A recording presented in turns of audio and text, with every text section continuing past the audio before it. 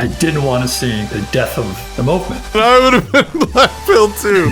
Oh no. Here was Larkin proudly saying I'm an anarchist. We're owning it now. I kind of thought that maybe open warfare for territory was kind of a thing of the past. Genuinely exiled myself from the movement. I never abandoned my own principles. I just felt like I was probably the only one left. Tangible reasons that you can see that would justify why you should have hope. I've got a fever, and the only prescription is more white pills.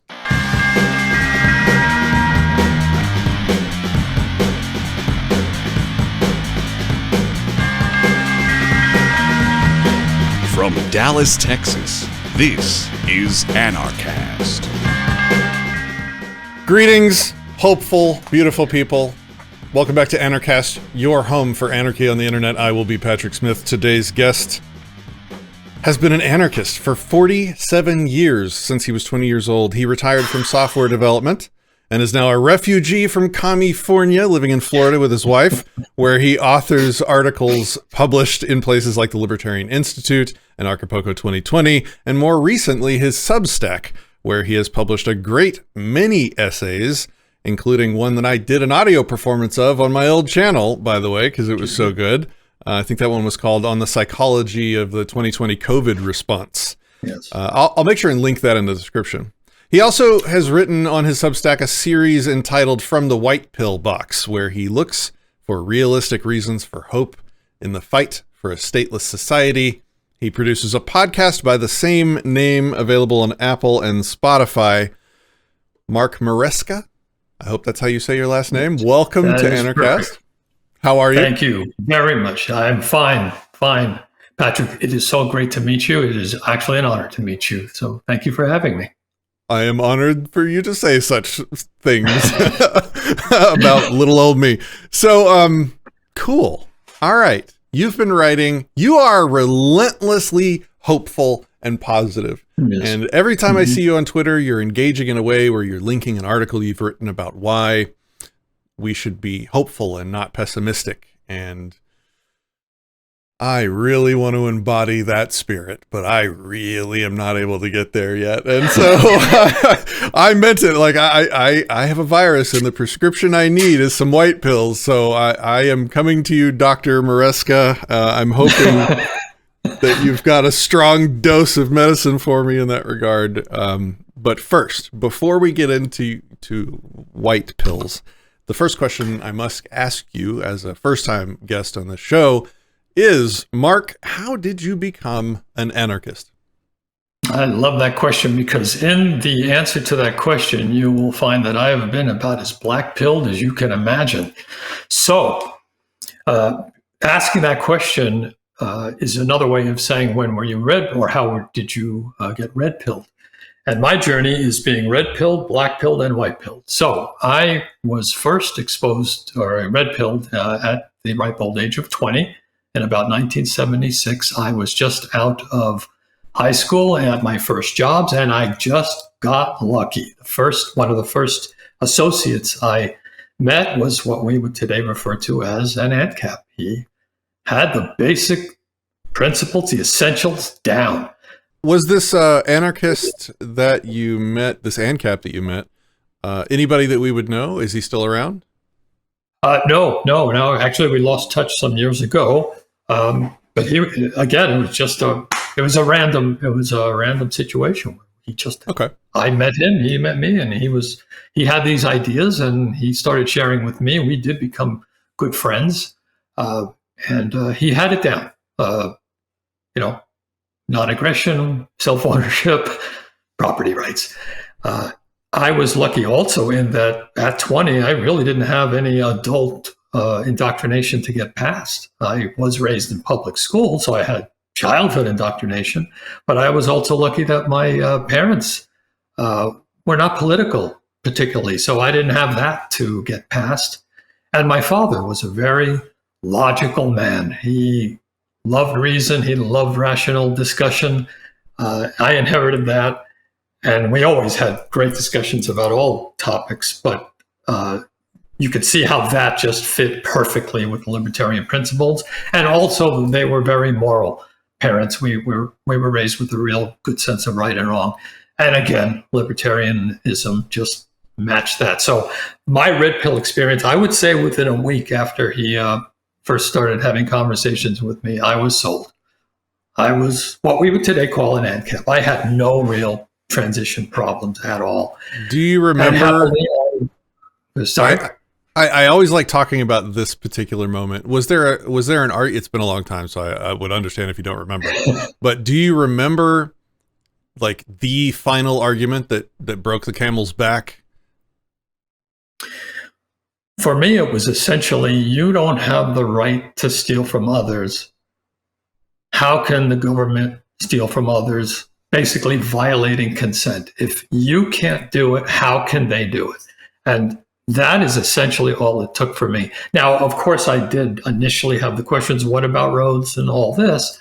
And all he had to say was, well, it can be done better privately. And he gave the examples, and it was like, oh, okay, good. That dismisses that pragmatic side. The moral side, which appealed to me first, is solid. It's not contradicted by practice. And again, I was not very formed in my adult thinking, so I really, again, didn't have to get past a lot of indoctrination to get there. And I never wavered. In all the decades since then, I've never lost it. Of course, it's all been refined. I've done my reading and all that. And I would say the only major shift I had to make was regarding intellectual property. I was wrong on that at the outset. Stephan Kinsella fixed that real quick. And that would be the only major refinement, I would say. And then how long ago did that refinement happen? That was probably 2019. Okay. But I don't want to jump ahead because the Black Pill story is the real interesting part of the story.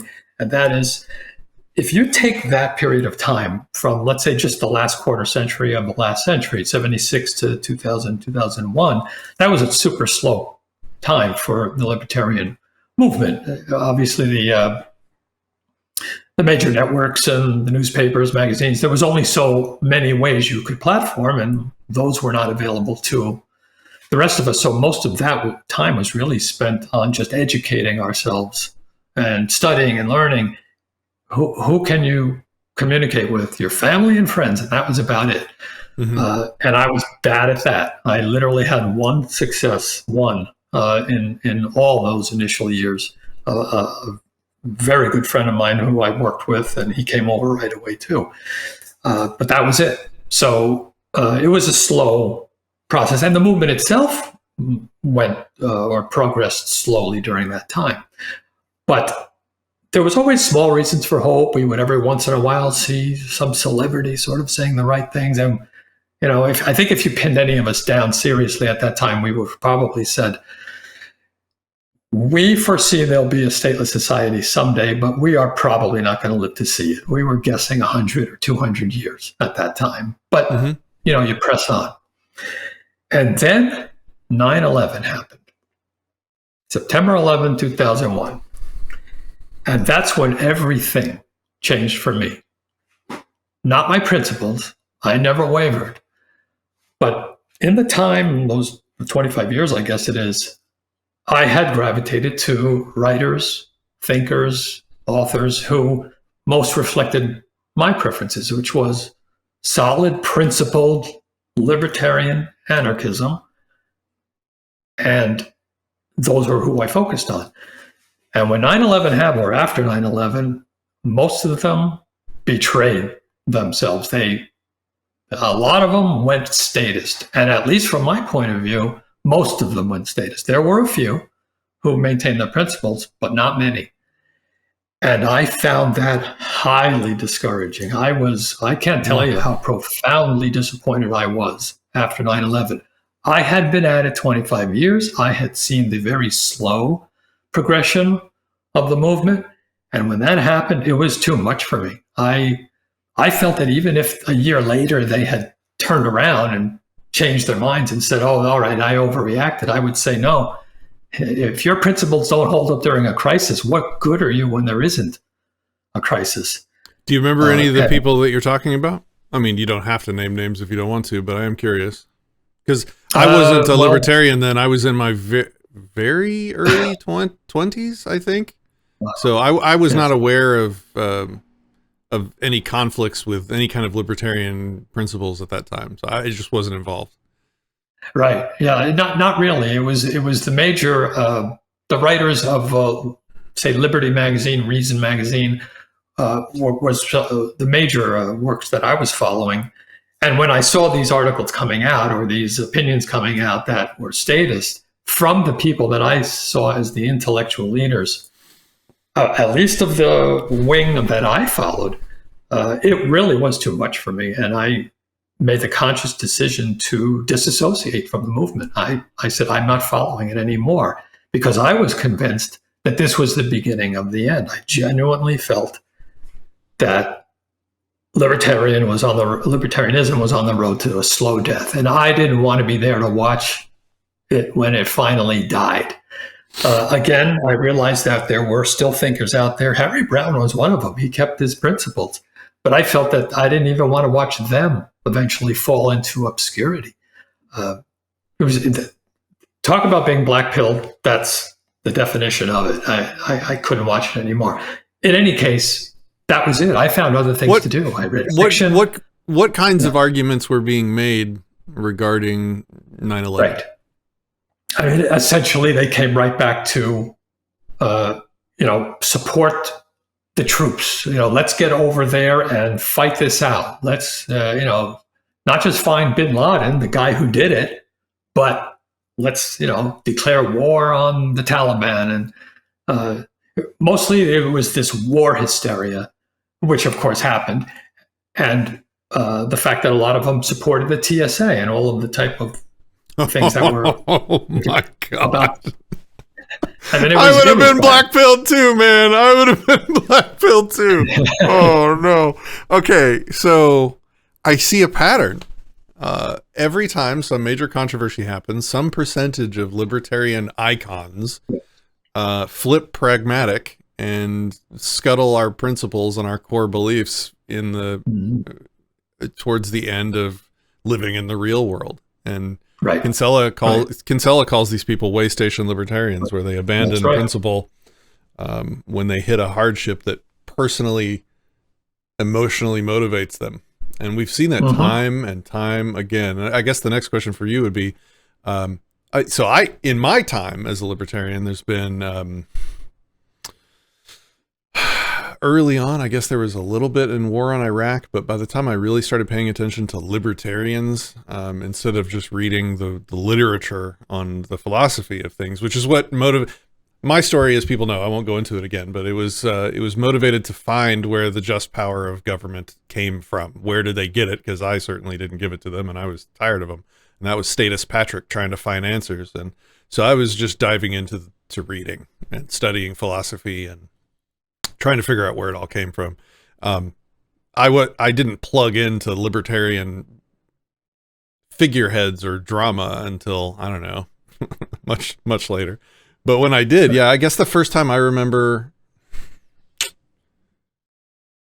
the first major problem that I experienced was COVID, where we had a faction of libertarians breaking off from principle around vaccines and mask mandates. Of course, there were libertarians that were saying that stay-at-home orders and masks. There were actual libertarians saying things like stay-at-home orders and mask mandates were good because, virus-laden people walking around were violating the NAP, and then there was an equal amount of absurdity, or I should say, a reciprocal. I don't know what the word is. There was an equally unprincipled lot on the other side of the spectrum that were saying that businesses should be forced to accept unvaccinated and non-mask wearing people, and by virtue that they had decided to sell products out of a building, and because they were considered a business, that property rights were rightfully stripped of them. And so that was the first time I really got at odds with people like Pete Quinones and other people that were libertarian figureheads at the time. And that's a really uncomfortable thing to call people out on your own team, and instead of having like a calm, rational debate or discussion about principles, it was just it's so emotional when you're in the middle of those times. I remember I was at work when we found out that the planes hit the buildings, and everybody was let out of their job, and everyone for months, years was just caught in their emotions and retribution, and it's really, really hard to think through these moments, and even more hard to get people to have rational discourse with you during these times. Anyway, that was a long ramble way to say I see a pattern here. And anyway, what were you saying? Go back. Sorry to interrupt. No, that's not an interruption. That fits right in, because that has everything to do with hysteria and how your mind turns off. And that's what happened. I didn't see it that way, though. I really saw it as the death of the movement. And it could have been, if not for the internet. But for me personally, and I think when I wrote you, I used the term Rip Van Winkle. I genuinely exiled myself metaphorically from the movement starting in 2002. Now you fast forward, Patrick, 16 years. In 2018, so during this period of time, I was disconnected. I was not watching what was happening in the libertarian movement at all. Until 2018, when now I'm a very busy person. I have a lot going on. I love it. I love being busy. I hate being idle. But this, for a 2-hour period one day in 2018, I was in between projects, and I just had a little time, and I did something I never do, which is surf the internet. I literally never do that. And the thought occurred to me, Jay, I wonder whatever happened to those libertarians and anarchists. I wonder when they finally died out. I'm curious. Let me look this up on the internet and do a search on libertarianism and anarchism. You know, are there a few of those stragglers who are a million miles away with a silent voice still preaching? So this whole time when you were Rip Van Winkling, you would still look back and have considered yourself a principled anarcho-capitalist. It's just that you were just kind of on your own and not thinking about all the other idiots that had lost their way. Exactly right. I never abandoned my own principles. I just felt like I pretty much was probably the only one left, or the only one of few left. And I didn't want to see, like I said, the death of what I was convinced would be the death of the movement. So anyway, I do an internet search in 2018 of libertarianism, and you can imagine the number of hits I got. And this is when Rip Van Winkle returns to the high-tech world and suddenly discovers it is not what I expected. And this was Christmas morning for me, because there was so much content out there that it wasn't like it was before. There wasn't just a few people who thought this way. I had the challenge of now filtering out, happily, the libertarians who got involved with politics. I'm not interested in you. The libertarians who were sort of Republican right, not interested in you. I didn't have to compromise. So I discovered Larkin Rose. I discovered you. I discovered Keith Knight. I discovered the philosopher, Tom Woods, Stephan Kinsella. It was like, wow, it was a party for me. So this was my white pill moment, my true white pill moment. And that really is the long and short of that story of how I went from being red pill to black pill to white pill. Do you remember, and this is a shitty question because you probably don't, but do you remember the first Larkin video that you saw? Oh, that's a good one. I don't remember which specific one, but it was one where he was yelling and mocking the state and even using some curse words, whatever. And I was laughing.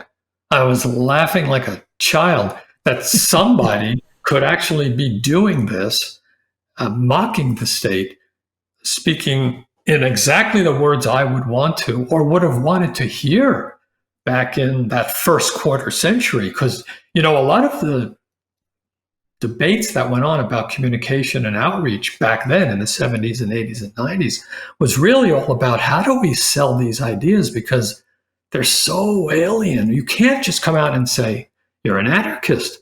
In fact, we were talking about how we should really just give up on that word, come up with a new word, because it's too toxic. Here was Larkin proudly saying, I'm an anarchist. You know, this show of yours, Anarchast, it's amazing. We're owning it now.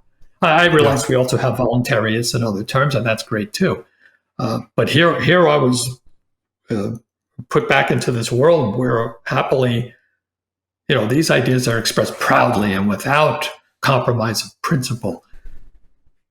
Allow me to ask a conceited version of the last question. Do you remember the first one of my videos that you saw? I don't. It's fine. It's fine if you don't. I was just curious. Yeah. I love. I mean, Keith Knight, because he's so direct, on point, and smart. You, the way you're so principled. Larkin is just a 2x4 in the head. These were all different ways of getting at the same thing, and I loved it. Anyway, that's Larkin's great. Isn't he? I'm in general a positive person, but this was a true white pill for me. Oh, it feels good to hear. So that's a pretty high altitude view of what has happened over the past 40 years with libertarian ism.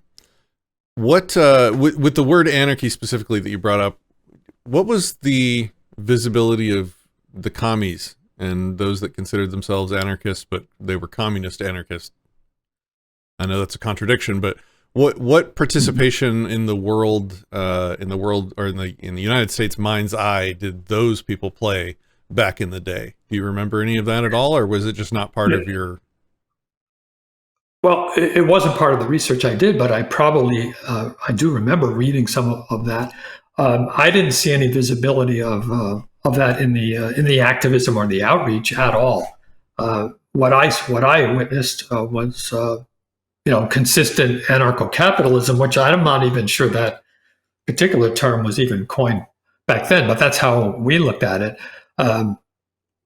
We looked, or at least I looked at essentially the dictionary definition of anarchy as no rulers, and then we realized that the majority don't look at it that way. They look at definition number 2, and because that was such a triggering definition, we talked about how you really just shouldn't portray yourself that way. And also the other aspect of strategy and communication, more communication, was we kind of came to the conclusion the only way you're going to get this done is by sugarcoating it, by finding the nicest way to communicate these ideas. And there is value to that too, obviously. I think Scott Horton says, come at the right from the right, come at the left from the left. Show the things about the philosophy that are most appealing to the particular audience. There's nothing wrong with that. But I think we back then were really too far on that sugarcoating side. It's like, okay, you're sugarcoating it so much that eventually they're not getting the point. And they know you talk a lot, but they're not getting it. So there's, in this new, in this century, in this wave, there is much more value in kind of getting to the point and saying what you mean and say it as nicely as possible. What about the word voluntarism? When was the first time you heard that? Yeah, I heard that through you guys. That was the first time I had heard it. Yeah. Okay. Interesting. Okay. So you had your big white pill moment. You found some content creators. What inspired you to start writing articles about white pills? Well, it's exactly my own experience. So what I noticed was that I'm not that good at persuading newbies. None of us particularly are, obviously, but I also thought of my own experience, and then I thought of everyone else who is first exposed to these ideas. We sort of get them over, and when they are now an anarchist, that's it. Okay, go read some books. There's no help that they get. There's no psychological assistance they get. But in fact, when you wake up, you're waking up to a black-pilled world because we see how bad things are better than everyone else. So we have more clarity. And that's really discouraging. So it's real easy for people to slip, to backtrack, to lose their enthusiasm that they feel when they first come across these ideas. And that's where the germ of the idea for me came in. It was like, well, it certainly set me back. I'm sad that I missed out on 16 years of the best part of the growth of this movement, or at least the most impactful period of time. I don't want to see others go through that. And besides that, there's plenty of black pill news going on out there. There's no shortage of that. There's no shortage of that content. Why not see if I could find realistic white pills, realistic reasons to have hope, so that as you navigate this journey, you're reminded of the positives that are out there. Not just attaboy or, you can do it, but tangible reasons that you can see that would justify why you should have hope. So that's what inspired me to start writing this series, to just, give the readers a reason for hope, at least crowd out the negative thoughts a little bit. Okay, well, I asked you to compile out of all of your many white pills that you have in your toolbox. I asked you to compile maybe your top 10, and so that we could kind of go through them. And to set the stage for that, I want to talk about where I am at mentally right now, which is not in the most positive place. And part of it is because of my expectations when I got into this, studying libertarian principles and philosophy and anarcho-capitalism. I set out to try and figure out how to become an activist and how to change the world for the better and to really bring these ideas to people. One of the first things I did was a YouTube channel where I would start discussing this stuff. Then I tried... I've tried a lot of stuff. Organizing marches in the streets, organizing resistive events like Feed the Need, where we defy laws to do good things. So street activism. Tried politics. I've tried like all the major categories of activism because I was really motivated to make a difference, and I was just met with consistent failure. And to be self-critical and aware, I mean, some of that was probably on me, but also I think it was just my expectations of what I was going to be able to do in the world were just absurd. I'm one guy. There's only so much I can do. There's only so much anybody can do. There's only so fast you can move the Overton window towards any direction. And almost everything, almost every method of activism is completely overshadowed and washed out of the picture by the brightness of the current thing. The border crisis, COVID, the war in Iraq, 9/11. Like, there's always something that's got everybody emotional, and they do this to the world on purpose. Right. I should say, I think news media. I'm not a big conspiracy conjecturist, but I know that the incentives align such that the corporate news media just exacerbates every single problem in the world to just keep everybody all up in arms, because that gets them attention and eyeballs and viewer hours, which they need to sell advertising, right? So I'm not saying anything anybody watching this doesn't already know, but it's very hard to get your signal heard above that noise. It's almost impossible. It's very rare that it happens. And most of the time when it happens, it's happening in a very kind of shitty, controversial way, which just ends up dividing people more than actually amplifying the message, like we've seen recently. For the first time in my life, I trended on Twitter. Like, on the little right side, my post rebutting Dave Smith's border position trended on Twitter. I hate that my first time trending on Twitter was such just like a nasty, stupid, contentious issue. But that's what people see, because that's what these algorithms feed to people. And man, I've really kind of turned more inward to the things that I can control. How can I make myself as good as possible? How can I treat my family? How can I create a family environment and a home environment that is as conducive as possible to our principles and to creating the world that we want to see in our home? How can I raise my children better? How can I teach other people how to raise their children better? So instead of like this like Patrick trying to fix the world thing, which is just doesn't work. That's not a thing that I didn't know at the time. But investing so much time and effort and thought into trying to make that happen to just basically get kicked in the dick and sent home crying kind of doomed me. It doomered me a little bit. I don't think that we're going to see freedom in our lifetime by any stretch. I think we're closer to maybe 100, 200 years, and which means that I need to change my strategy completely. Rather than prepping my kids for a freer world, I need to be prepping my kids for the hard times that are going to come before there's a free world. And so that's a completely different headspace, and I'm rambling a little bit, but I'm just trying to kind of give you the lay of the battlefield in my head. I'm not optimistic. I'm more in that, okay, the wheel is turning, and we're going to be in the hard time of the wheel for a good while, and my kids are probably going to be in the hard time of the wheel, and that's where we're at. And I'm not bending my principles for pragmatism like the current thing that comes along, like COVID or whatever, because that's dumb. And yeah, we can talk about the border stuff if you want or not. It doesn't matter.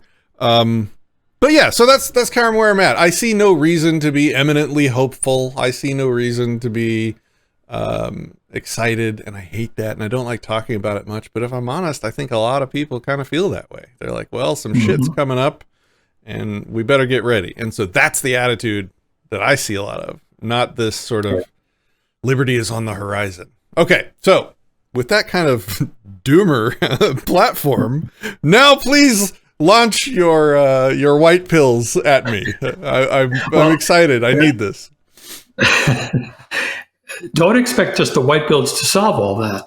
A lot of what you said, and this needs to be talked about, is our own attitude. It really does start there, and all of it hinges around being realistic. So I'm not the guy who's coming along and saying the only reality are the white pills. No, I know full well that the black pills are out there. You're not wrong to recognize the black pills.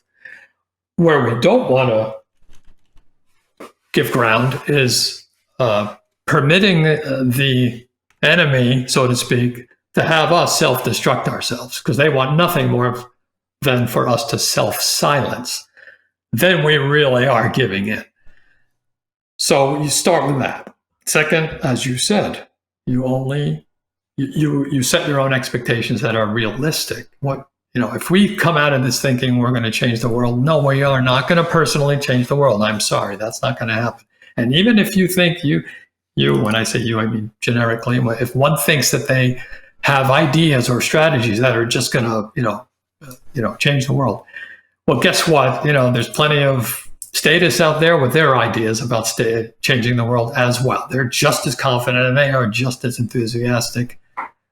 So that's not how the world changes. The world is an organic place that grows over time. And so setting expectations is the most important thing in that context. You have a choice to focus on the negative, or you have a choice to focus on the positive. And if you can't control a lot of that black pill stuff, well, then put it out of your mind. Don't forget it's there, but we don't need to dwell on that. If the white pill attributes of this movement that we can point out resonate, all right, good. Then they're going to crowd out the black pill thoughts. In the meantime, we just do what we need to do. If it's 100 years, it's 100 years. If it's 50 years, it's 50 years.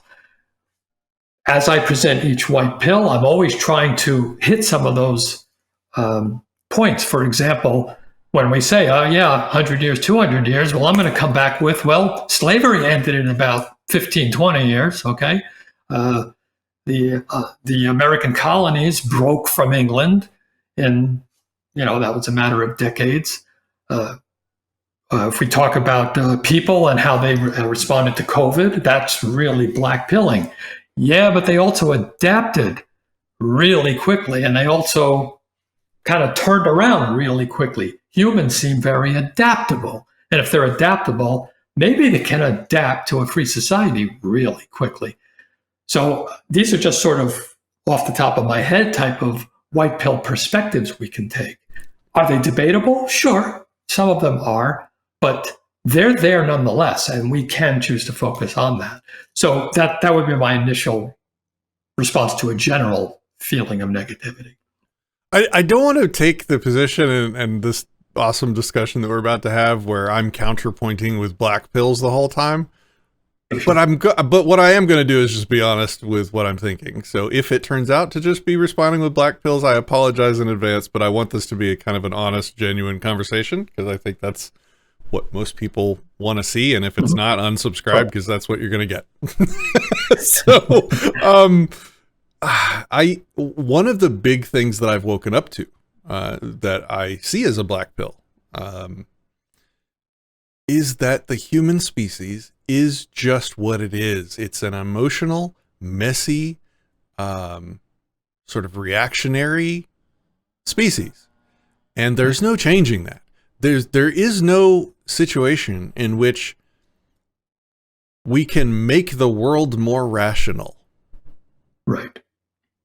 Because that's not the species. We're talking about something other than humans if we think we can convert them into rational beings.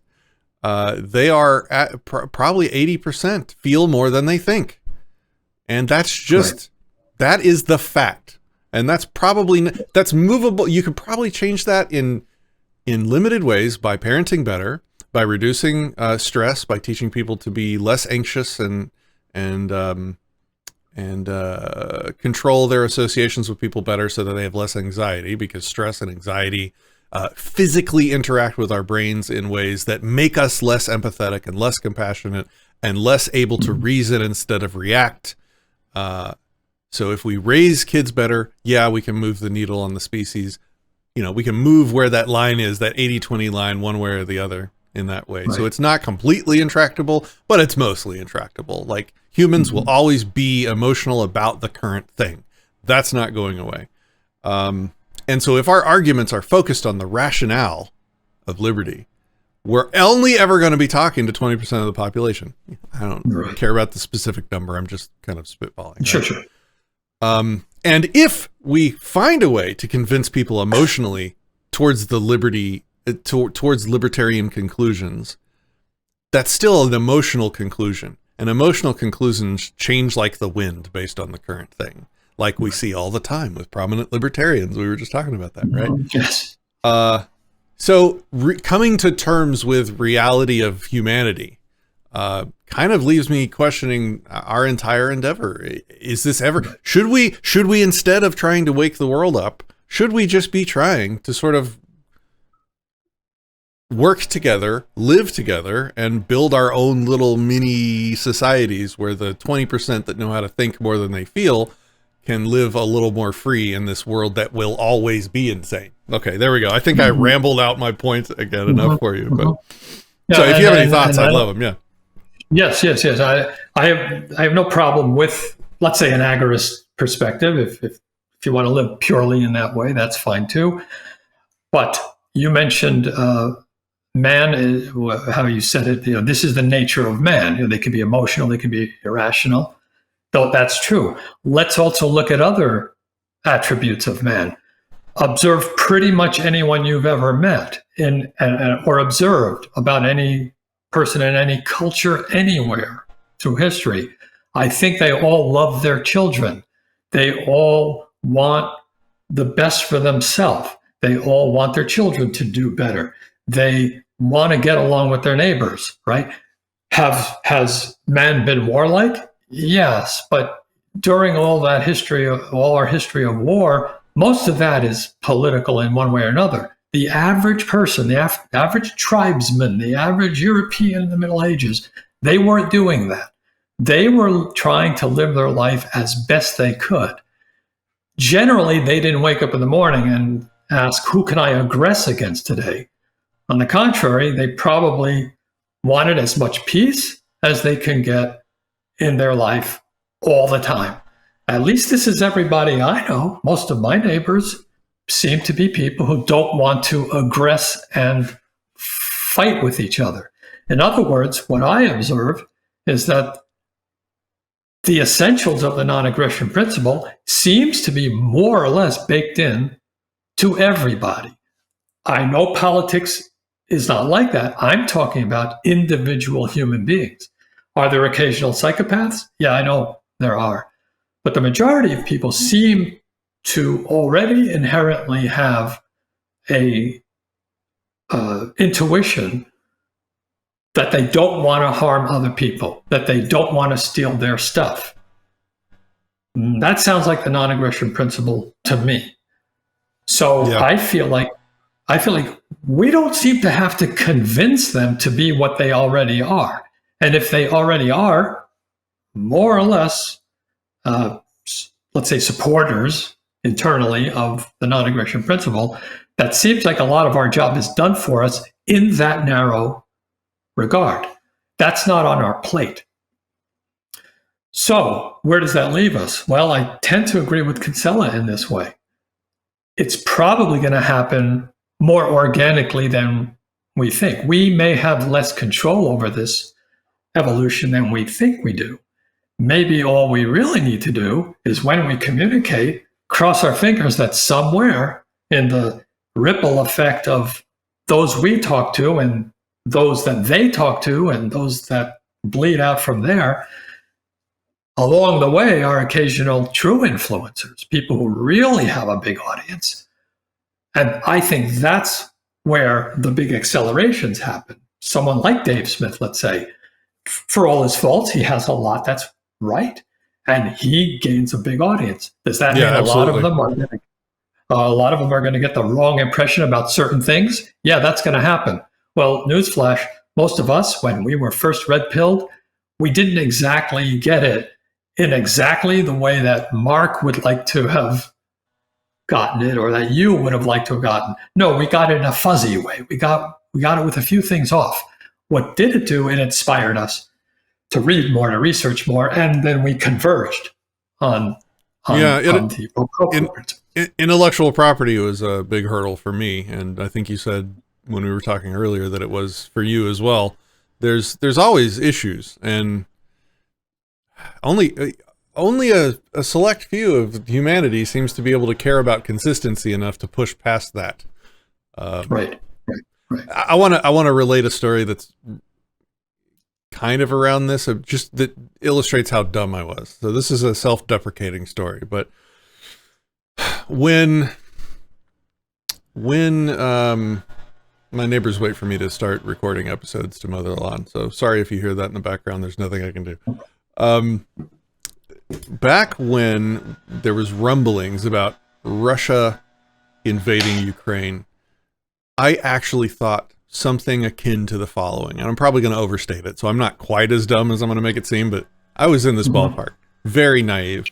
I was like, man, aside from the Middle East and the kind of regressive animals in that area that have no problem beheading people and such, I kind of thought that like maybe open warfare for territory was kind of a thing of the past, because it had been a long time since one country government had invaded another for the purposes of capturing land or controlling territory.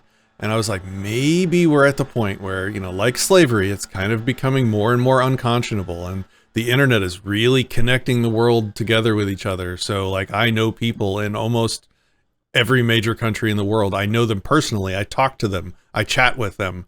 And if it was a situation where the country I lived in started killing people in the country they lived in, people on both sides now have relationships that will work to stop this stuff from happening anymore. And like, hopefully, like with slavery, once it's gone, hopefully it won't be able to come back. And I was like, man, I kind of think we're there, and I really don't think Russia's going to invade over territory. That's such an old barbaric way to exist and way to be. Turns out I was completely effing wrong.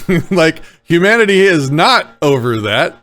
They took it in stride almost. I mean, sure, people are calling one side or the other the bad guy, but there are still young men just slaughtering each other, dismembering each other on a battlefield over a territory dispute right now. And they think it's justified and normal and acceptable within the realms of what is considered war to do that stuff. And forgive me, I feel like I'm ranting a lot more than I usually do, so forgive me if I am. This conversation is important to me, and so I have a lot to say too, so forgive me. Okay. I saw a video on not Bear Grylls, Garand Thumb's channel. He's got a gun channel. I don't know if you've seen it, but he interviewed 2 contractor soldiers that were contracting themselves to the Ukraine side of that conflict over there. And it was an hour-long episode where he asked all kinds of questions, mainly about tactics and equipment and modern warfare in the Ukraine theater. And at one point in the end, they were talking about assaulting trenches. Trench warfare has come back. Surprise, trench warfare is back. That's still a thing. And so they're talking about how they literally did a walkthrough of assaulting a trench, shooting humans, and it just it was really, really hard for me to watch and to get through this. And I was really left with a sense of, wow, this is another one of those senses. It was another one of those moments, like I was just talking about, where maybe this is part of the human species, just like the emotional versus rationality is. Maybe there will always be this kind of person. I'm doing a bad job talking about this because I'm still emotional about it, so bear with me. But the point in the video, they had just walked through a simulation of attacking a trench, and Garand Thumb, I forgot his actual name, I started asking them questions about, what do you do with people that surrender? What do you do with people that maybe you've shot that aren't dead? Prisoners of war and things like that. And these guys, in the most matter-of-fact, dispassionate way possible, dispassionate meaning that it's like they were describing how they made dinner. There was no emotions in it involved. We're talking about how, well, usually they don't have time to take prisoners, so they actually go back and shoot people to make sure that they're dead. I think that they call it safety bullets. They have a word for it. They call shooting, somebody that's surrendering to make sure they're dead. They call those safety bullets. And, they have justifications, like, the person might be hiding a grenade under his vest or whatever, and he might, after they capture him, he might, attack or blow their guys up. And, they have justifications for it strategically and tactically, but, so they were just talking completely normally, like they were making dinner, about people surrendering, giving up, saying, please don't kill me, and still just executing them in these situations. This is happening in real time. This is normal. And I'm exposing for the audience right now my complete naivete again. Just like what happened with, the war in Ukraine starting, and just like what happened with thinking versus feeling. And so just repeatedly, the world is kicking me in my naivete. Like, this is how humans can be. And wow. So how do we fit a free world into that species? So, man, I'm getting emotional. Forgive me. It's like I need a white pill. Help me. So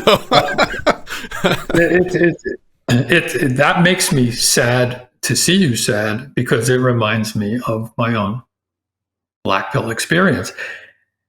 We can't not react the way we react, because we're human beings and we have a love of our fellow human beings, our family, and we hate to see suffering. It's glib sometimes to say things like statists are going to state, right? That's what they're going to do. The thugs that are running these countries are going to do what they're going to do. So it's important that we're aware of it. We don't want to hide from it. But then we have to remember that could discourage us. So one of the first things you said that struck me was, you said humans can be like this. At least in my mind, when I hear that, I say, no, you're wrong. Those thugs are like that. The indoctrinated soldiers that they trained and indoctrinated are like that. But humans collectively, I can't prove it, but I don't think they're like that. Because why? Well, I just think of everyone I know and everyone I have ever known personally.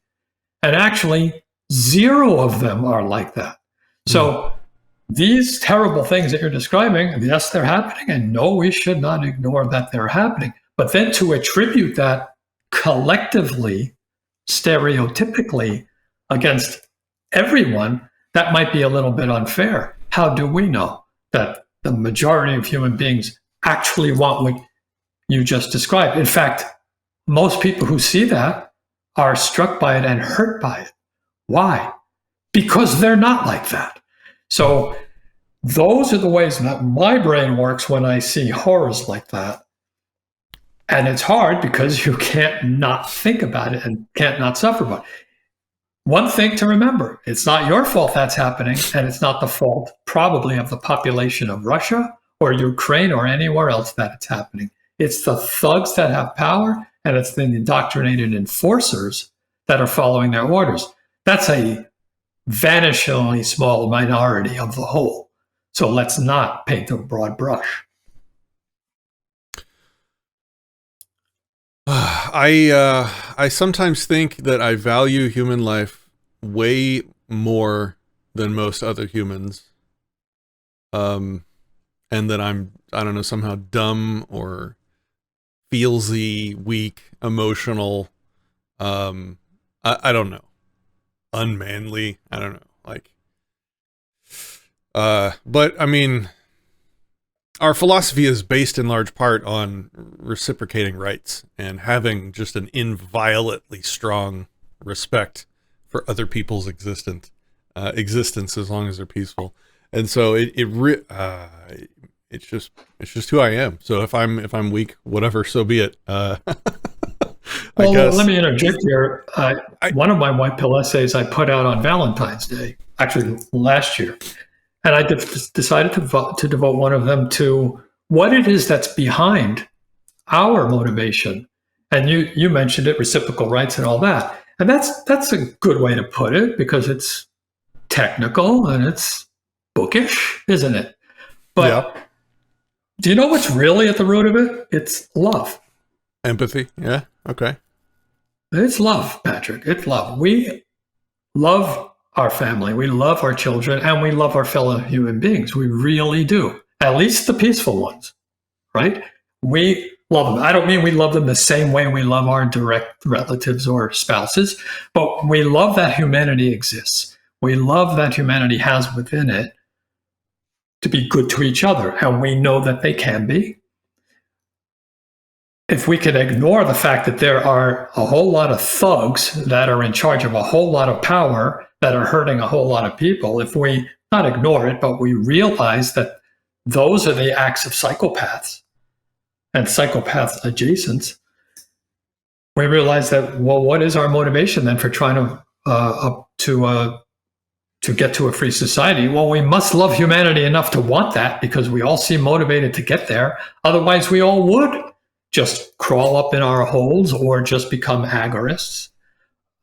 We seem to want to get to a society where people are able to flourish and be at peace. We must love something about them to want that goal. Yeah. Yeah. I kind of came to a similar conclusion several years ago, I think at Anarchapulco, where I was just surrounded by people that are not like me in any capacity. And yet I started being able to appreciate how unique and different all these other humans are and how, I like that. I appreciate that. That's cool. I sort of care about these other people having the space to be their weird selves. That's interesting. And then a corollary other side of that is like, that's part of why, and I think this is to your point, which was a very good one. Thank you. There's this thing so I talked about like a weird thing that Ukraine was doing. An evil thing that Ukrainian soldiers are doing. There we go. Now we're using correct language. Now let's talk about an evil thing that the Russians are doing. They're conscripting Russian citizens in much the same way they're enslaving. Let's use accurate language. They're enslaving Russian citizens, much like Ukraine is enslaving their citizens to fight in this war. Their war slaves on the Russian side are not trained anywhere near as well as the professional other soldiers that were already in the military. And so they're using these human live war slaves differently. And they're one of the way, the same video with Grand Thumb, I would suggest people watch it. Russia is sending their conscripts out in just to roam around until they get shot by Ukraine to help find the Ukrainian locations. So they're literally using humans with histories and parents that read them bedtime stories, and they have lives and experience and wisdom and relationships and families and loves. They're using that just like a radar detector to just walk around on the battlefield until they get shot and erased, their entire existence erased, just to find where the enemy currently is. Mm-hmm. This is insanity. This is anyway. So, I feel like I'm worried that. So I want to make sure that I'm respecting your time. So if you have any kind of hard stops or whatever, I will stop digressing all over the map, and we can get. That's okay. Fine. I'm enjoying it. Let's go. Okay. Thank you. All right. So I'm done. I'm talking through a lot of the black pills, and this is helpful. This is cathartic. And you're right. There are people that are not like this. Most people are not like this. Most people would never fathom spending an entire human life out just to locate a bad guy. And it makes me think how, man, I got to make sure that my kids are able to think for themselves enough to shoot the guy that tries to make you do that. Like, I would rather go out fighting the slave catchers in Russia than to allow them to catch me and send me out onto a field to use my life to find an enemy for them. I need to make sure that my kids are able to do that. And how do we do that? That's a challenge. We need to make sure, so. Okay, enough rambling from Patrick. No, that's really, really good, Patrick. I mean, you're starting with your little small world there, your family, and of course that's the most important thing to start with. Yeah. And arm them, intellectually arm them, emotionally arm them in every way you can, and then work out from there. But again, I also think setting expectations is the big thing. When we see these terrible things happening, at least for me, I can tell you how I respond to them. It's like, I hate that, but I am not surprised by that. This is what the state does. There is a video on Mises.org that Robert Higgs speaks, and I think it's called The State is Too Dangerous to Tolerate, something along those lines. That's where he so eloquently goes through the horrors of the state. That could be really blackpilling, and it is. But that is the kind of thing that we should always be aware of, but we can't not let that define us. We can't. I have found for myself, I've started the White Pill series, I think it was September 2021 when the first one came out, so that's over 2 years. That's actually helped me, myself, as I hear what's going on, read what's going on, see what's going on. I'm not hiding from it. I'm not hiding from these black pills out there. But my mind instantly thinks, yeah, I wrote a white pill essay on that, on how to interpret that, on how to see that may be short-lived or whatever. So my own attitude has improved. I've been able to navigate through this horrible road of statism better than I did before, because I guess I could say I sort of trained my mind to recognize the tangible white pills that are out there. I'll give you an example. Okay. Yeah, that's good. My wife is hooked on one of these TikTok relationships, and it's I think a Saudi gentleman and it was a Mexican female. They're both influencers, I guess, but they randomly sort of hooked up on one of these TikTok feeds, and they essentially fell in love. And their story was a very happy story. What was really cool about that, though, was that the followers of the Mexican woman, who are mostly Mexicans, and the followers of the Saudi, who are mostly Middle Easterners, started to understand the other culture better. And, she would show me in the feeds how they would say, gee, I always thought all of those Arabs were this adjective or that adjective. And the Middle Easterners feed would often say, gee, I always thought the Mexicans were like this or that or whatever. And they started to learn that, oh no, they're humans like us. You know, they have different tastes or whatever based on their culture, but gee, they're not wild people or they're not crazy people like I was taught. By who? Well, the statists like to make us be at each other. That's part of it. And they were learning. So there it is. Social media, technology is bringing the world together in those ways. These are all little subtle ways that don't get the headlines that the thugs get when they start a war in Ukraine. But these are the small little things that are happening thanks to technology, thanks to the internet. And now what you're seeing is all these humans are acting like humans, right? To me, I looked at that and said, well, yeah, there's an example. There's a white pill right there. It's reality. It's the common public acting like people across thousands of miles.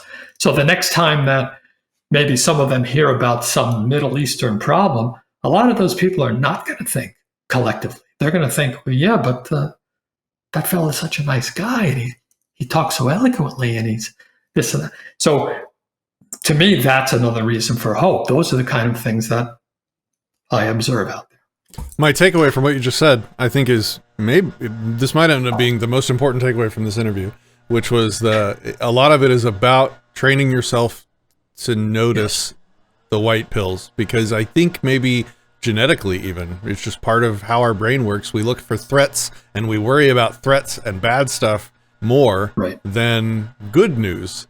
And so like I did it earlier in this interview when I mentioned that I thought the internet allowing us to have friends and relationships with people in every country in the world would stop war. I skipped right over the white pill and went right to the fact that I didn't think it worked, that we still got a war with Russia and Ukraine. But no, the white pill is that we have the internet and now people can make relationships with people around the world. You know, we can talk to people living in Germany under their insane government right now that is very anti-liberty and censorious, and same for Russia. We can still talk to people and have relationships, and that's a good thing for the world. That's a white pill. So yeah, I love that. That's a good lesson. All right. Well, I mean, okay. Have we already gone through some of your white pill points, or should we begin the list now that we're an hour and 15 minutes in? No, that's fine. We could go as long as you like. Yeah, I didn't have 10. I really had just the conglomeration of the best white pills. And we don't necessarily have to go through all of them, because this conversation to me is great. This is kind of what I also wanted out of it. I could touch on some of them and you can give me your feedback on them if you like. Yeah, sure. One of the white pills, I'm reading the subtitle this way, you kind of get a flavor of it. This was one of the earlier ones. I called it Psychology, a Little White Pill, Just Waiting to Explode Onto the Scene. In that essay, I essentially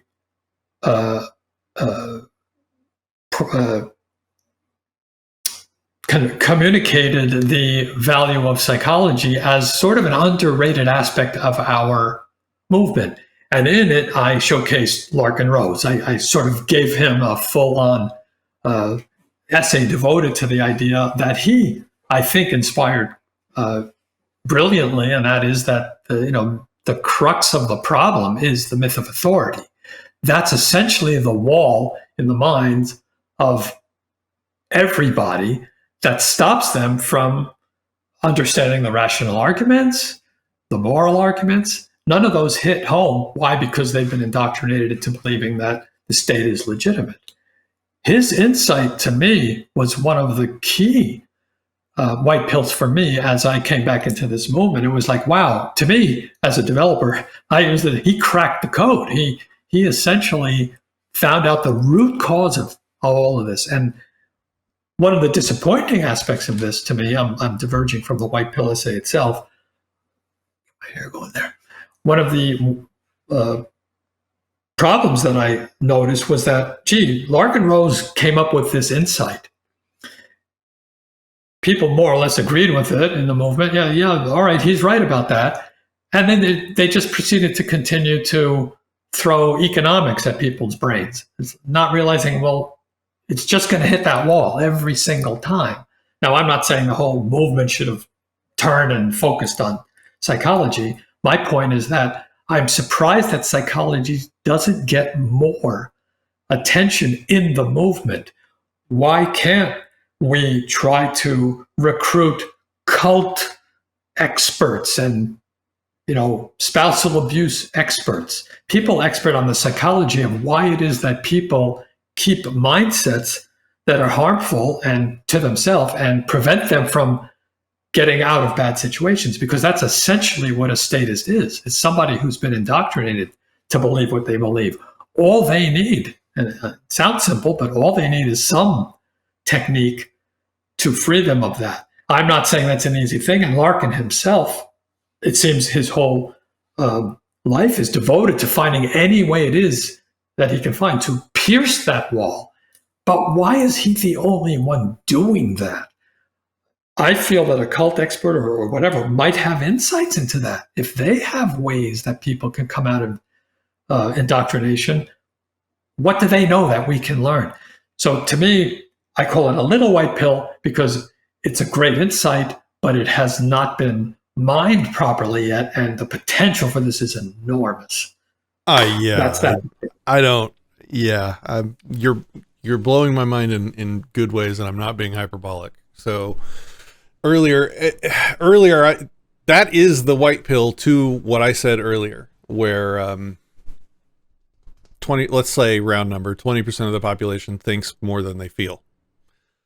Right. And so at that point, I was like, okay, throw my hands up. Like, I'll only ever be able to reach 20% of the population with my arguments because I'm really focused on philosophy and reasoning and logical proofs and hard science type arguments. But you're absolutely right, and I can even hear Larkin's voice in my head in his own sort of way saying what you just said. And I hear him saying something like, well, what are you talking about, Patrick? If we can use emotional arguments to even convince 40% of that remaining 80%, well, the world's free, because that 40% plus your 20% of rational thinkers is 60%. We win. It's like, oh yeah, that's true. So let's not give up on the emotional arguments quite so quickly. Yeah, that makes me happy. So that's good. Thank you for that. That leads to another one of my white pills. And this one was self-serving. I always hear about these percentages, right? We talked about it since the beginning. What's the percentage? What is that magic number? And you'll hear it's got to be a majority. It's got to be 90%. It's got to be over 50%. Some people say maybe it's 30%. I thought I would have fun with one of the essays and, well, let's actually talk it through. Let's see if we, and I don't mean come up with a definitive answer, but let's have fun with that and see. So my reasoning was basically this. The only way that the state can maintain power is through its enforcers. They're the only ones that matter when it comes down to it. Now, I realize psychology is in there and that's part of this. But when it comes down to it, the brute force is what's needed to make sure that people comply if they're going to disobey. Okay, well, how many enforcers are there? So I did some internet searches and I counted. Now, enforcers means a person with a gun trained to use it and point it at you if you don't comply. I don't mean Joe Biden. I don't mean the Congress. They're not enforcers. They can't do SHI you know what.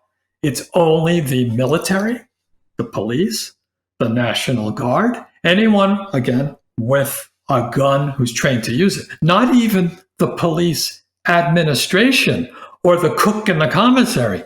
They don't count because they're not ready to enforce. The number I think I came up with was like 1.5 million. If you add, this is the United States only. Police, National Guard, county, city, sheriff, and military, U.S. military, all branches. I think it was 1.5 million armed enforcers.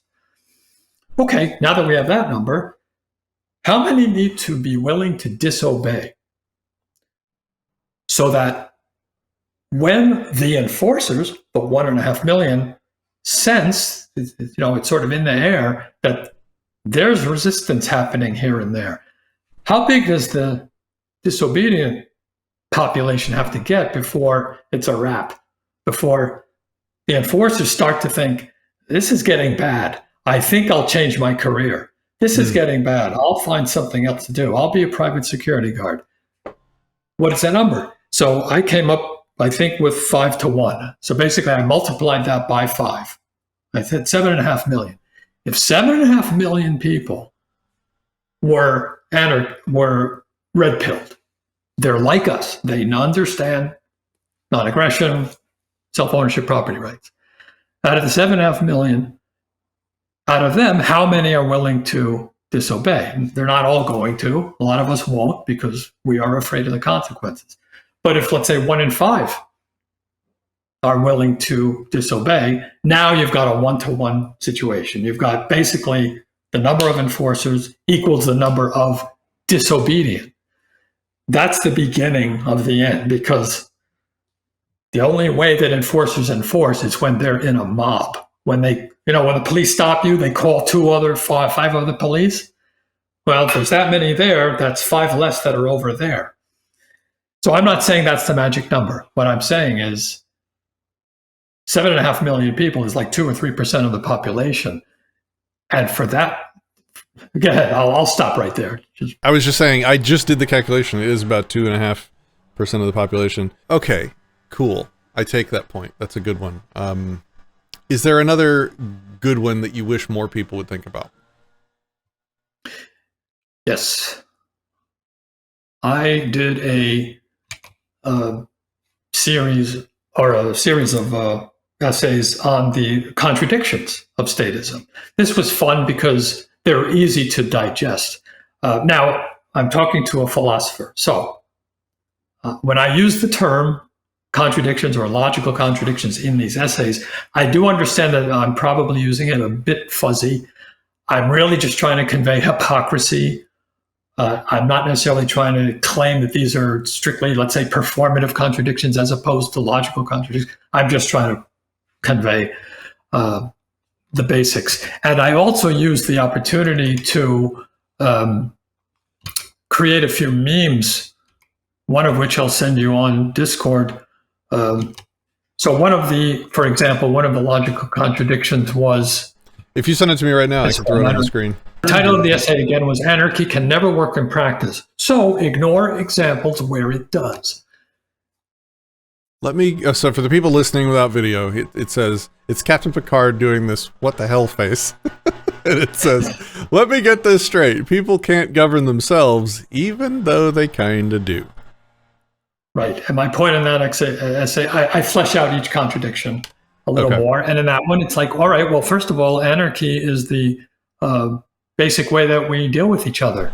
There is no overriding master always above us controlling what we do. A household is a situation of anarchy. There is no ruler there. Language evolved in anarchy. And also I listed, I think, in that essay, the historical examples of societies that were certainly anarchy adjacent. And many of these lasted hundreds of years. So to say anarchy can't work in practice, so you need statism, it does defy reality, both human interactions, which are anarchic, and also history. So that was one of the examples of the logical contradictions. Another one is humans cannot do the impossible. People in government can manage an impossibly complex economy. All right, a statist would agree. Yeah, people can do the impossible, and yet those of us a little familiar with economics knows that even making a pencil is literally an impossibility for an individual person. How can the entire economy work? That's a contradiction. I feel myself sounding a little bit like Keith Knight right now. Yeah, if one person tried to manufacture pencils, those would be some really expensive pencils. Exactly. What do you think of Michael Malice's, I would call this his biggest white pill, because I guess he recently wrote a book about this, but one of his white pills hit home with me because it's kind of an inverse white pill. It's like most people don't recognize, and Patrick, in his extreme naivete, doesn't recognize how good we still have it. It can get so much worse.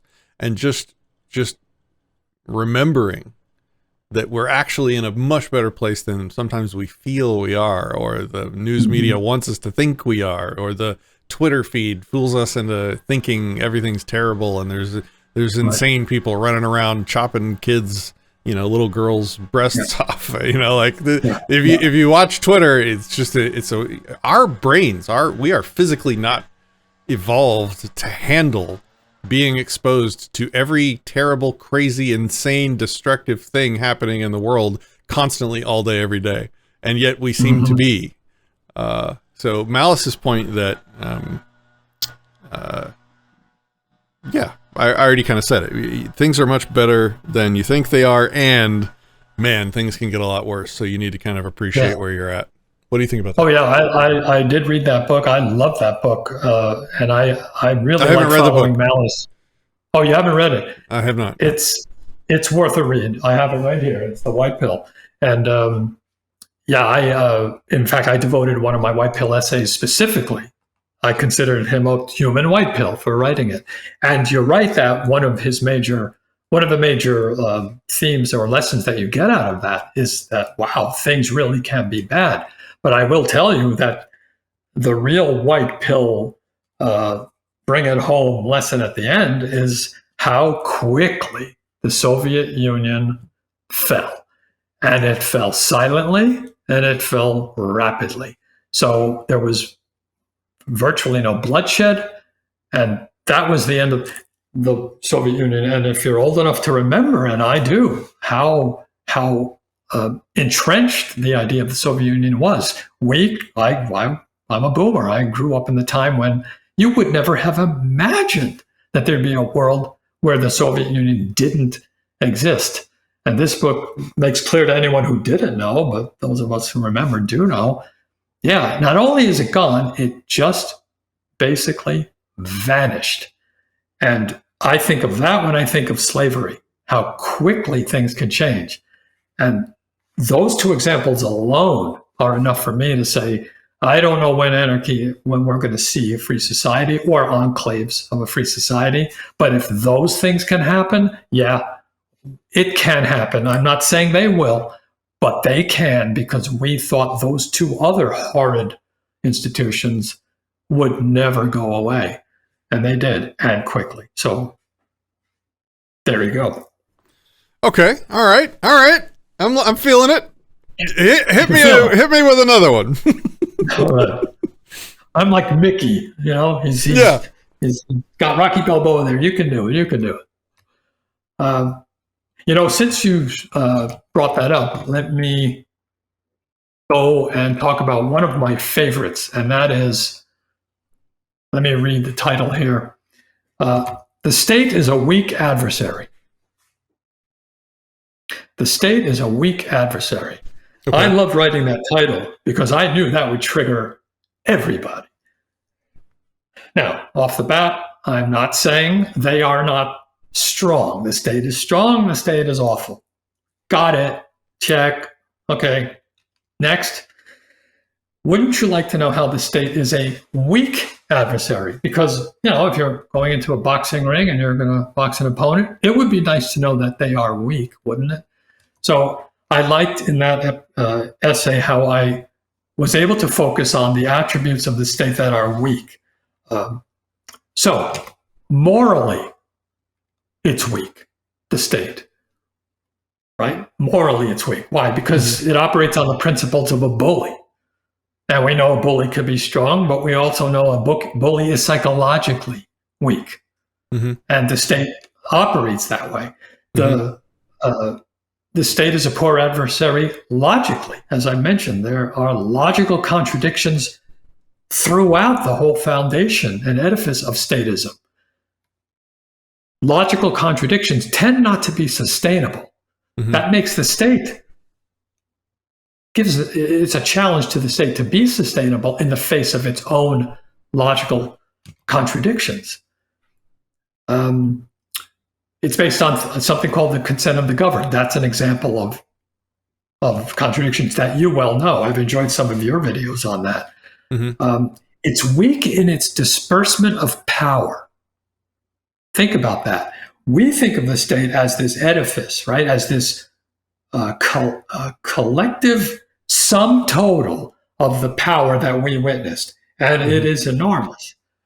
But in fact, the power held by the government is really just the sum, the integrated sum of all the power held by its individual humans in their own little narrow field of power.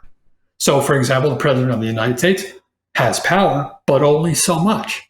And a congressman only has so much. And a zoning board administrator only has so much. The collective is a lot, but each individual only has so much, which disperses the state power. Now, that's important because now we can start thinking about how each individual prizes his own power, wants his own power, but the individual doesn't think of that collective power. There's not really any one man, one person in government who's defending the state as a whole. They're only, in general, prizing their own narrow version of power. I realize there are probably operatives in the deep state who probably do actually have a whole lot of power, that they can hurt a lot of people. But even they're limited in what they can do. As a result of that insight, it got me to thinking that, well, the state as a collective is not a thinking entity. It doesn't have a mind of its own. Its individual members do, but they don't think in terms of defending the state as a whole. The state, on the other hand, has no mind of its own. Therefore, it can't prize its power, which means it can't strategize to defend its power. It can't consciously protect its self-interest. That's a weak adversary who can't consciously strategize for its survival. That's like a train wreck. You don't like it, but it can't think, thankfully. That's one way. Another way that I think the state is a weak adversary. All right, let me piggyback onto that. Years ago, before I was a libertarian, I was a contractor programmer for the Federal Aviation Administration, the FAA, and then later the Air Force. And so that was my only experience in my life seeing the inside of how a large government agency operated. Right. And it is by and large a bunch of sort of just lazy, unmotivated, entitled people trying to do as little as possible to keep the paycheck coming. Right. And I'm not exaggerating. I'm saying by and large. I'm saying probably 90 to 95% of government employees are just doing as little as they can to get by and keep the paycheck coming. Why? Because there's no real competition. There's unions all over the place. It's really hard to get fired. It's really hard to, you have to really kind of do something either politically, glaringly bad. That'll get you fired immediately. Or, if you get busted trying to date, what's that Project Veritas guy? That'll get you fired really quick. If you get caught in one of his dating sting operations. So that's the adversary that you're talking about. By and large, it's a bunch of lazy people doing as little as possible. They're not motivated to innovate. They're not motivated. They're not competing with anybody. They really don't give a shit about much. Only a tiny minority of the people working in government institutions are motivated and care and are trying to get things done. And so I see the government as like a giant magnifying glass, and there's 100,000 lazy hands trying to hold on to it and direct where it's pointed, magnifying the sun to get something done. And mostly it does nothing. Mostly No one cares enough to really focus it and get it positioned right to actually focus the sun's light to actually do anything at all. But sometimes some big thing will happen and everybody will get emotional. Like the current thing happens and suddenly all these government agents can get together and they can point that magnifying glass at something, and the government is powerful in that sense. It will melt whatever the hell that magnifying glass finally gets pointed at. So there's a lot of like good news in there. Like, it's really hard to get the government to actually do anything, and usually when they actually do it, it's inefficient as hell. But yeah, it's not weak. Like, once that magnifying glass does get sort of focused on something, that whatever that is, it's going to get destroyed usually. And the other white pill that goes along with that is that's why decentralization is really the antithesis of the state, because it takes the state a long time and a lot of effort to motivate all those lazy people to point that magnifying glass. And if it's decentralized, when they finally melt whatever it is they pointed at, that's just one of a million decentralized points in a constellation of something. And that's why cryptocurrency is uniquely superpowered to attack the financial structure of the government, because it's decentralized. They can point that magnifying glass at a person running a node and basically accomplish nothing while wasting massive amounts of resources. And that's not sustainable.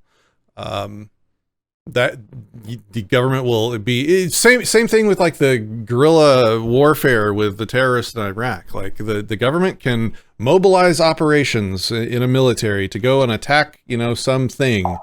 But if your resistance effort is decentralized enough, they're going to expend millions and millions of dollars in resources to accomplish a single attack, which will take out 1/1000th of the problem.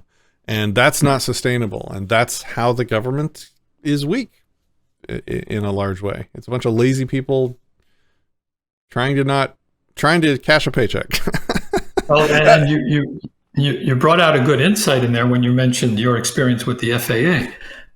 When we go to the DMV, we know exactly how the DMV employees are. When we go to the post office, we see the same thing. But when we're not exposed to a particular government agency, we tend to absorb what we learned or we're indoctrinated to learn through TV and television and fiction. So the FBI is this elite, squad of whatever detectives, or the Green Berets. You have this impression of the best, right? Yeah. But then when you come across someone like I just came across you telling me that you had experience with the FAA, and you said, "Oh no, they're not this elite group. Instead, they're a bunch of bureaucrats." When you meet someone who has had familiarity with the military, what do you find? No, they're not elite. They're bureaucratic. They're lumbering. And you reach a point, a white pill point, where you realize, oh, guess what? Every single department of the government, even if I never had an encounter with it, is exactly like that. It is a complete, giant bureaucracy. Full stop. That's it. There is no elite. Granted, there are certain players in there that are probably the most psychotic with a lot of power, not ever denying that. But as a whole, there really is no elite in government at all, anywhere, as a collective group like the CIA or whoever. That's white pilling, because it makes them a weak adversary, at least in your mind. Yeah, I mean, don't get me wrong. There were wicked smart people working at the FAA on, I guess, things I'll probably get in trouble if I talk about. But I mean, like, just super, super, super smart people that were really like coming up with algorithms that are just like amazing to watch happen. But those superstars, in the midst of they're dragged down. It's like an unmovable weight. Just is they shackle their stars with the incompetence of government employees and government bureaucracy. So even though they may have really smart, motivated, driven, hyper intelligent superstars, yeah, they keep them chained in the basement, basically, by the politician, by the politics and the incompetence in the bureaucracy. Okay, cool. Right. And so, they have no incentive. They have no incentive to to favor them because they don't have, like you mentioned, the economic incentive. In fact, the whole incentives behind a bureaucracy is for self-survival, is to expand the budget but do as little work as possible, and that is only a drain on them. Yeah, you either want to take credit for what the whiz kids are doing to get ahead in a bureaucracy, or you want to downplay it or get them fired so that you don't look bad and get passed over for a promotion. It's everything. Anyway, yeah, I think we made that. I think we've beaten the hell out of that point. Okay, so let's do a 1-2 punch and then kind of start to get towards wrapping it up. I would like you to tell me what your current biggest sort of black pill is. What are you sort of most worried about? What gets you down? The thing that gets me down is when the libertarian, especially the influential ones, go at each other over, I'm going to say petty things. I don't mean that. We'll use this recent example with the border dispute. That's not petty in the sense that the principles are always important. But when they focus on these things, they're doing it in forums that are not conducive to communication and reasoned arguments. And we're all guilty of this. They degenerate into name calling. They get nowhere. And they don't do anybody any good. And anyone watching from the outside is just going to be left with the impression that these libertarians are just infighting idiots. I wouldn't call that blackpilling to me, but it certainly is a negative that I don't like to see. And it seems to me to be utterly unnecessary. At least the people I follow, if you pin them down, they are ANCAPs. They may not have all of the principles exactly right, or maybe we don't feel they're right, but they might have an argument. But the infighting overshadows where we align. And I don't have an answer for that. But we can be better. We can behave ourselves. I think I even tweeted over to Carol Ann Harlow. I think she's involved with the Libertarian Party, but I like her feed because she's comical. And I said, Mom, the boys are fighting again. I don't like to see that. To me, that's the part that discourages me. So I was somewhat involved in the recent row. I want you to tell it to me straight. Don't mince words, and don't worry about me getting in my feels over it. What did I do wrong and what should I have done differently? I think that's a worthy discussion that we can all learn from. You tend to be so rigorous and precise that it's hard to say you did anything wrong. And you're offering to debate, which is, what could be better than that? Offering to have a reasoned, calm, extended discussion. I tend to like to see us compliment each other first. Find something you can compliment the other person with before before we launch into our criticism, because at least it might set the stage that they might reciprocate and feel like, okay, I'm in a mindset where I'm going to hear this. I'm going to hear it out. It's hard to do that on Twitter. I realize that, but it can be attempted. That would be my polishing up of that. What would be the number one thing you would, and I'm not saying it has to be something I've done, just in general, to anybody with an audience that is a libertarian, what would be the one top one thing that you would say, don't do this, stop doing this? Stop assuming that they're betraying their principles. Don't assume that. It's easy to assume that when you hear someone like Dave saying, let's get the military and bring them all home and put them on the border. That's scary sounding. And on its face, it does sound like he's abandoning principle. Don't assume that. Don't assume it. Maybe he had a bad day. Maybe he was drinking a little whiskey and he got a little out of control. Maybe the interviewer was hyping him up in some way. I don't know any of that. He may be betraying his principles. Don't assume it. Assume the best of each other, because the best in us is our common principles.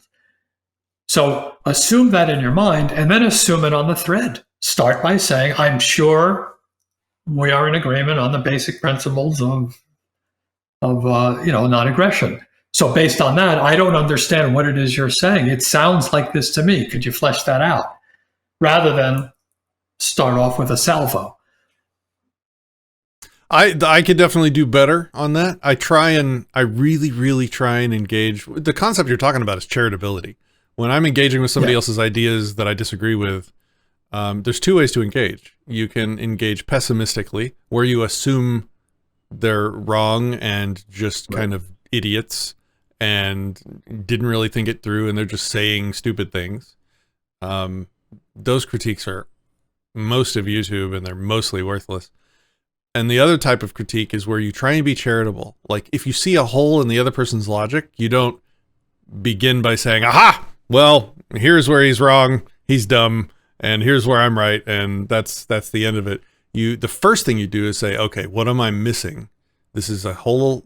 I'm perceiving a hole in their logic here. What am I missing? What could he be thinking?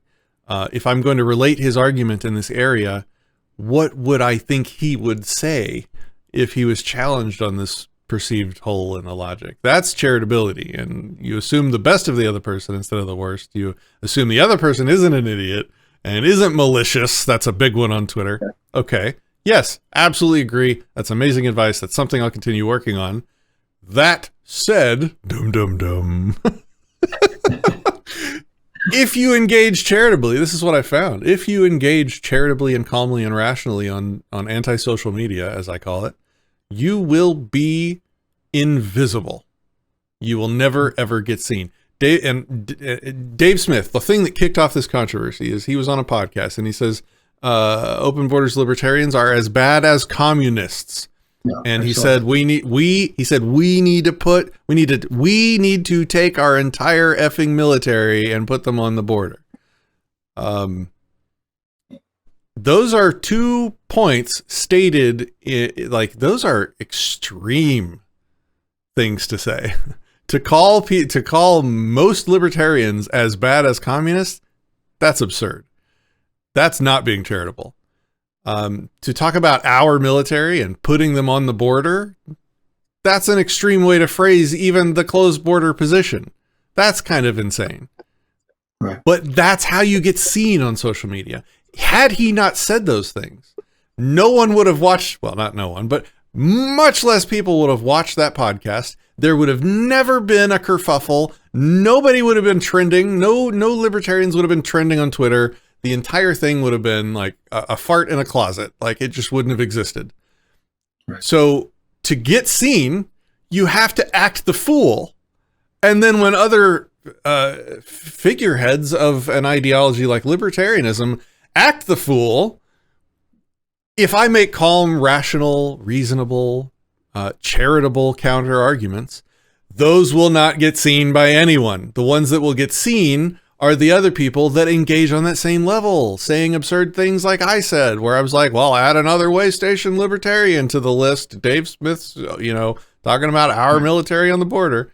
That's an absurd thing to say too. Dave's not a way station libertarian. He's just wrong on this one issue. What a dumb thing for me to say, but I chose that specifically because the algorithm would have shown that to no one had I not. Right. And God damn, that feels terrible, because what that does is it makes Dave not like me, and it makes other people that like Dave not like me, and it makes people that like me not like Dave, and it's all this stupid drama and circling the wagons and dividing up the people that are fighting for liberty in the world into factions.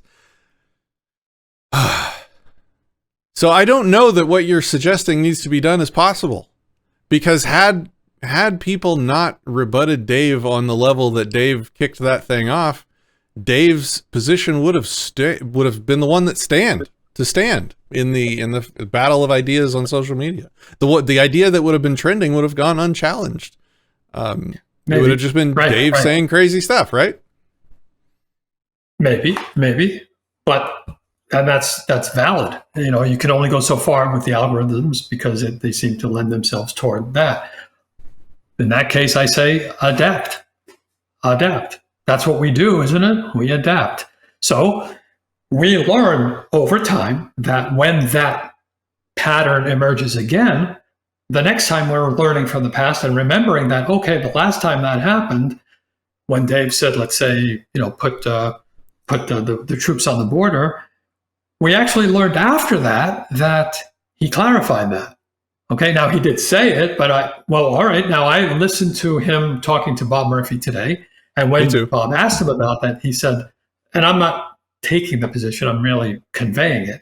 He said, what I am saying is close all the bases on the planet and bring them all here and then put them on the border. Okay, all of that, of course, is unrealistic. None of it's going to actually happen. But if we're talking about scenarios where we're advocating something in our heads, okay, it sounds good to take all the bases and close them all. I like that. You're going to put them on the border? I don't like that. I like A, I don't like B.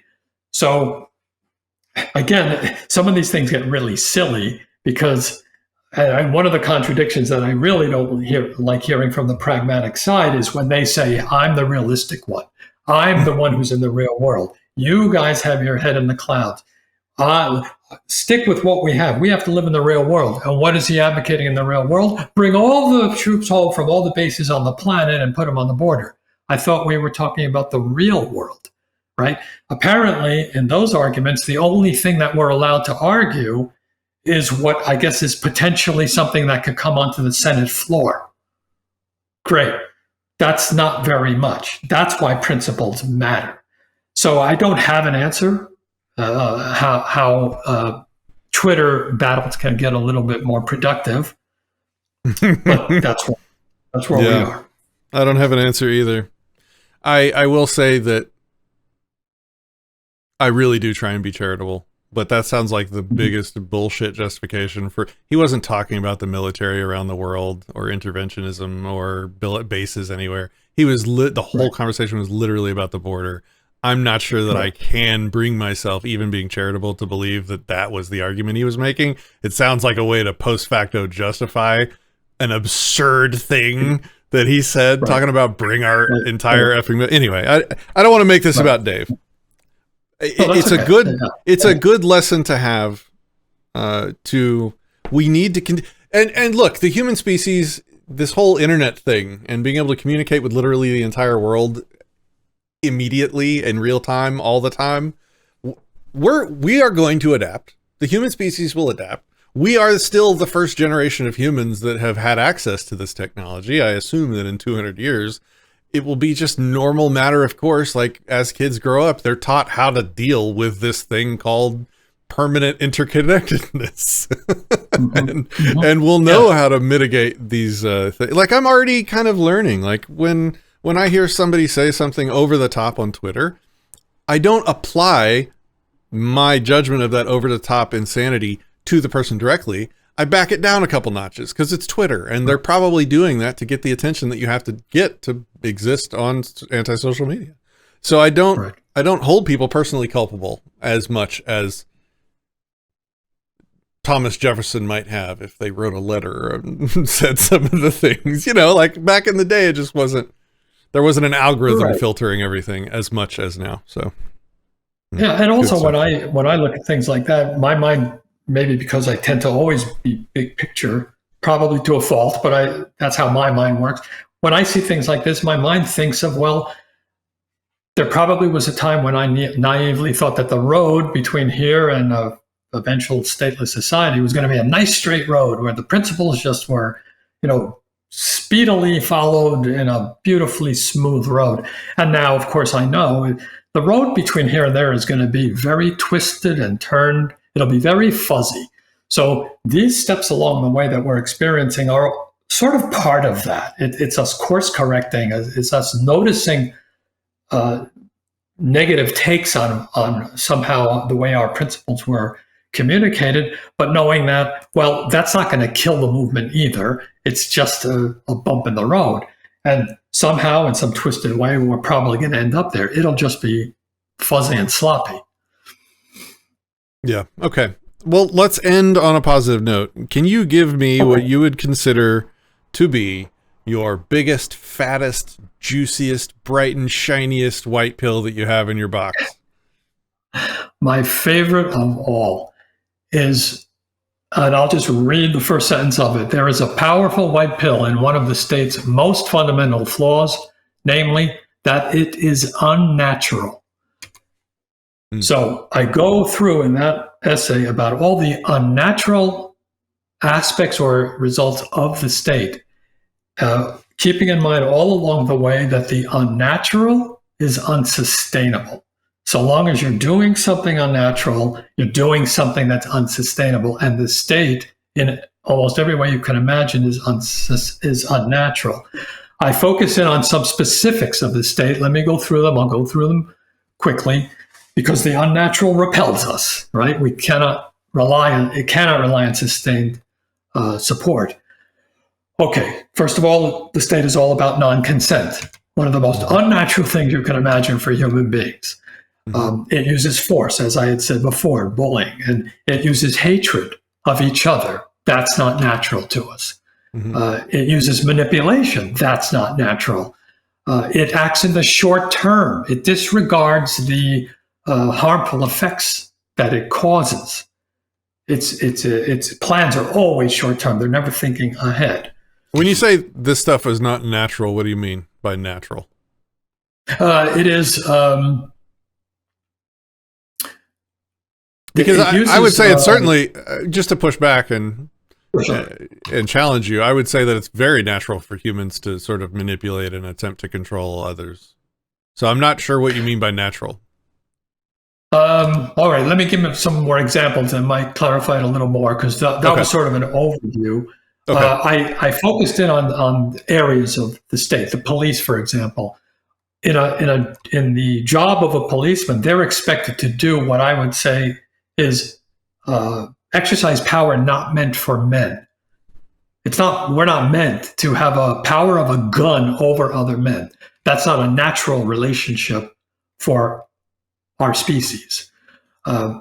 They think of themselves. Where do you draw that from? Like, where do you draw that conclusion from? Like, where do you draw your true source of sort of objective, what is natural from?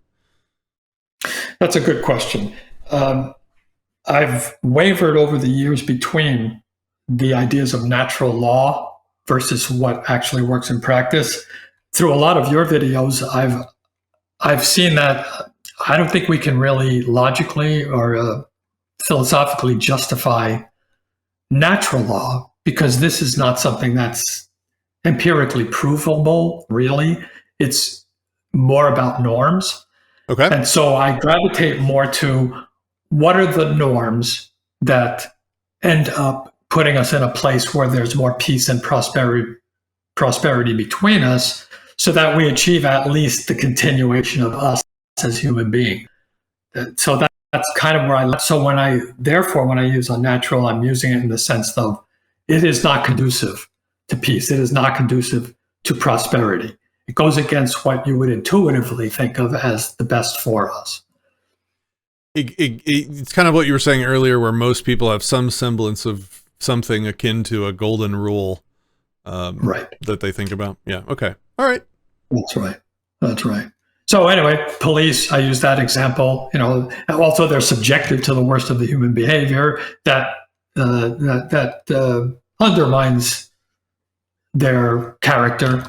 The military is similar to the police, plus they are taught that human regimentation is normal, that they are the rightful tools of their superiors, that blind obedience is appropriate.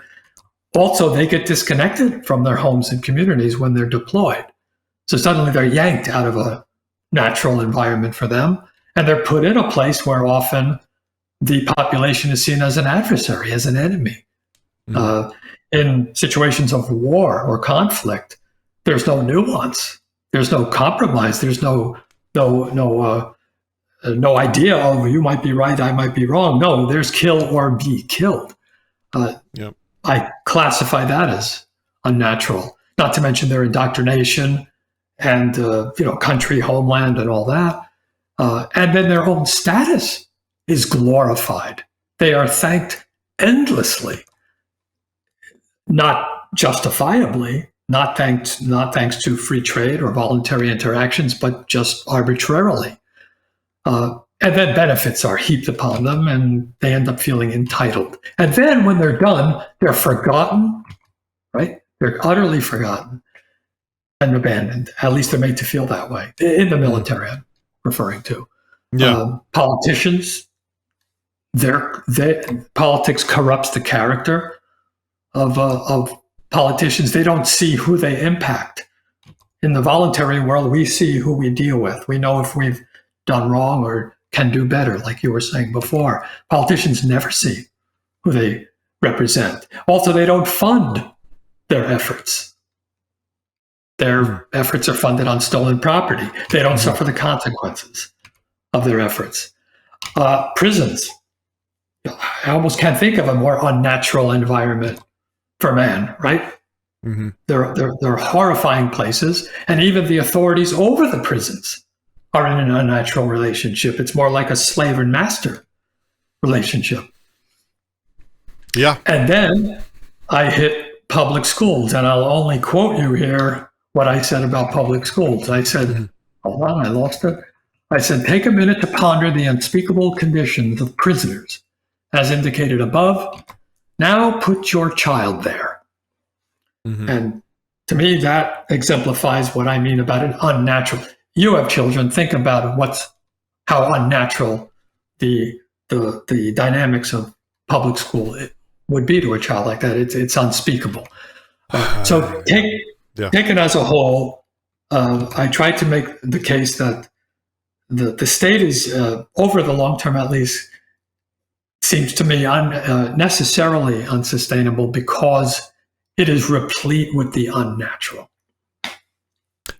I can't even begin to make an argument of how it could be sustainable indefinitely. Yeah, absolutely.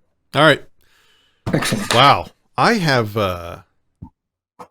this has been one of my favorite conversations. Thanks for sticking with it through my doomer.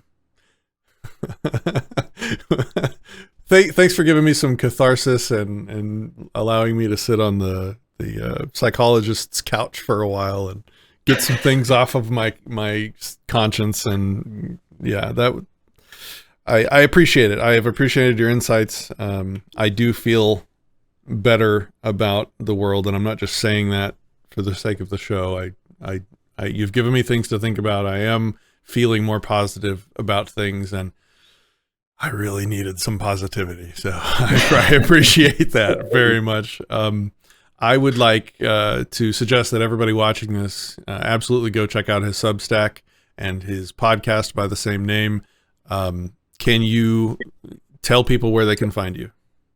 Yes, markmaresca.substack.com. Everything else is accessible through that. If you link it, they could click it, and we'll be good to go. I will make sure the link is in the description, along with that audio reading I did of one of your articles. That was pretty good on the old Disenthrall channel. So, awesome. Man, Mark, I've really appreciated it. Thank you very much for spending time with me today, and we're going to have to do it again at some point in the future. So, no problem. Thank you very much. It was a real pleasure. Thank you so much. All right. Everybody, thanks for watching. Thanks for hanging out. Peace, love, and anarchy.